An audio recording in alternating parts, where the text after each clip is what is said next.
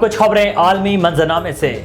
America ने कहा है कि पाकिस्तान में मुस्तकबिल की क़यादत का फैसला पाकिस्तानी अवाम को करना है, हमारी दिलचस्पी सिर्फ जमहूरी अमल में है। प्रेस ब्रीफिंग के दौरान गुफ्तगू करते हुए अमरीकी महकमा खारजा के तर्जुमान ने कहा है कि साफ़ी मुनसिफाना और शफाफ इंतखाबात की कवरेज में अहम किरदार अदा करते हैं, लेकिन पाकिस्तान में आज़ादी इज़हार राय पर पाबंदियों से मुतल्लिक रिपोर्ट पर तशवीश है। अमरीकी महकमा खारजा के तर्जुमान वेदांत पटेल ने मजीद कहा है कि खित्ते में बढ़ती हुई कशीदगी पर भी तशवीश है। इस मामले पर पाकिस्तानी हम मनसब से राब्ते में हैं, लेकिन पाकिस्तान अपने फौजी ऑपरेशन पर बेहतर तरीके से बात कर सकता है। गजा में जारी फलस्तीनियों की नस्ल कुशी के खिलाफ आलमी अदालत इंसाफ जनूबी अफ्रीका की जानिब से दायर मुकदमे का फैसला आज सुनाई गई।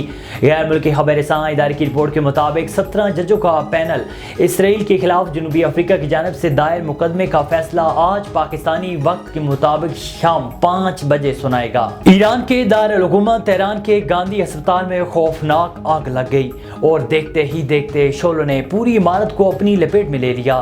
गैर मुल्की मीडिया रिपोर्ट्स के मुताबिक आतिशज़दगी से मरीजों को फौरी तौर पर दीगर मराकज़े सेहत मुंतकिल किया गया। फाइटर्स आग पर काबू पाने की कोशिशों में मसरूफ हैं, जबकि इलाके को आमदोरफ्त के लिए बंद कर दिया गया। रेस्क्यू हुकाम के मुताबिक आग लगने की वजह से फौरी तौर पर मालूम न हुई। इब्तदाई तौर पर किसी जानी नुकसान की इत्तला भी मौसूल नहीं हुई।